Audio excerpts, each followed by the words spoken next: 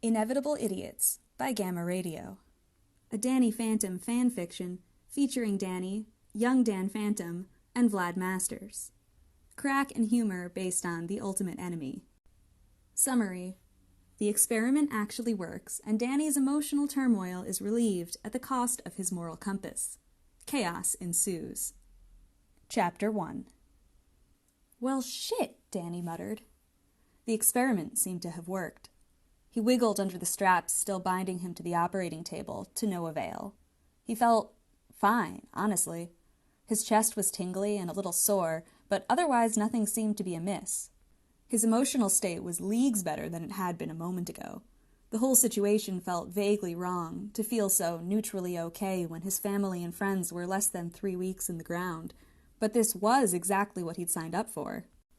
Had he even signed anything? An experimental soul removal seemed like something he should have at least signed a waiver for. Oh well. The whole thing was too under the table to matter, he supposed. It's not like he was going to sue Vlad. Speaking of Vlad, Danny glanced at the puddle of ectoplasm where his own ghost had dramatically murdered Plasmius only moments ago. Vlad himself seemed to have skedaddled. Danny examined the remains and grimaced. It looked like someone had dropped a gallon of pink milk all over the lab and then took an enthusiastic bath in it. He glanced at the perpetrator. Danny's ghost was floating, facing away, in the center of the laboratory, drenched in pink and glitching like a vaporwave music video. Danny frowned. The guy did not look good. He wiggled under the restraints again. "Hey," Danny called. "How you doing over there?"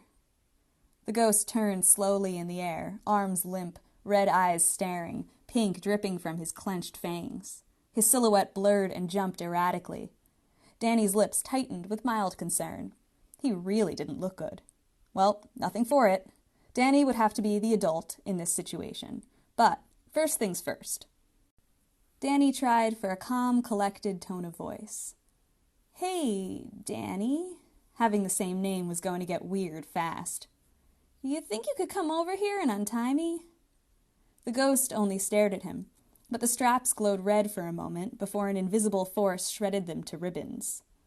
Thanks," Danny said. He slid down from the table and cautiously approached his ghost. Danny wasn't feeling very empathetic at the moment, but that was okay.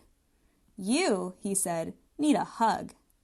The ghost blinked at him and finally shifted his posture into something a bit more present and surprisingly vulnerable. "A hug?" he repeated in a crackling, echoey voice. "Yup." Danny opened his arms and beckoned. "Bring it in, man."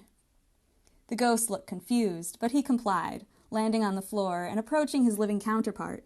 Danny noted that they were, unsurprisingly, the exact same height and build, which was great news for hugs. Human Danny closed the distance and wrapped his arms around Ghost Danny. He was really goddamn cold, but Danny didn't let that stop him. His ghost clearly needed comfort more than Danny needed warmth.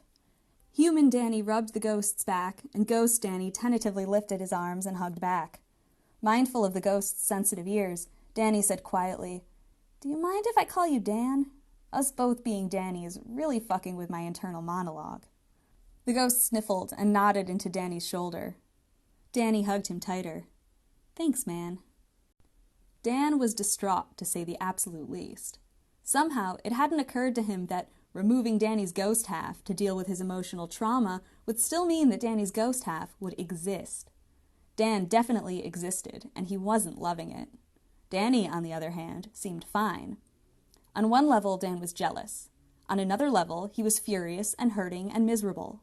On yet another level, he was pleased that he at least got to keep the ghost powers in the divorce. Dan hadn't realized it, but he really did need that hug. He sobbed his miserable fury into Danny's shoulder until he felt his human half start to shiver and remember their temperature difference. Dan pulled away. He looked into Danny's gently smiling face and was suddenly overcome with relief that even if everyone else he loved was dead, he still had Danny. Dan's lip trembled, but he held the tears back. Danny looked down at the ectoplasm now smeared all over his shirt. He frowned, then screwed up his face in concentration. He looked at Dan sheepishly. "No more ghost powers," he said, and Dan realized that he'd been trying to phase the ectoplasm off his clothes. Dan burst out laughing. It was not entirely good-natured, but it was extremely cathartic. Danny sat cross-legged on the king-size four-poster bed, his freshly washed hair wrapped up in a towel and a steadily growing pile of cash splayed out in front of him. He was hard at work, counting out stacks of $9,000. Dan flew through the wall of the elaborate guest bedroom and dropped another armful of loot on the bed. "I think that was the last of them," he said. Dan had been flying through the mansion collecting the contents of Vlad's various safes and vaults that were scattered throughout. All of the stashes were hidden, but they were also protected by an anti-ecto coating, which made them very easy to see if Dan shifted his sight ever so slightly to the left of reality. The ghost couldn't simply reach inside, of course, but Vlad seemed to have forgotten that protection against ghost powers would provide no defense against sheer brute force. This doubled as an excellent outlet for Dan's ever-present rage. Thus far, he had only obliterated the contents of 2 of the smaller safes by accident. Considering the sheer quantity of what was left, he wasn't particularly remorseful over the loss. Dan reclined in the air above the bed and examined Danny's work. "Why piles of 9,000 again?" Danny took a sip of the extra fancy ginger ale he'd found in the mini-fridge. "I don't remember where we read it," he said, "but apparently the FBI keeps track of bank transactions over 10 grand. "Oh yeah," Dan recalled. "Wasn't it that book about the con artist? That guy was so cool." He frowned. "But we're 14. Can we even deposit money?" Danny tapped his chin. "We could borrow an adult? Overshadow them for a little bit?" "I don't think just any adult will work," said Dan, ever the voice of reason. A slow, evil grin spread across Danny's face. "Vlad is human now. We could borrow him. He wouldn't be able to do anything about it." Dan rolled over in the air, his matching grin only made more evil by his very sharp teeth.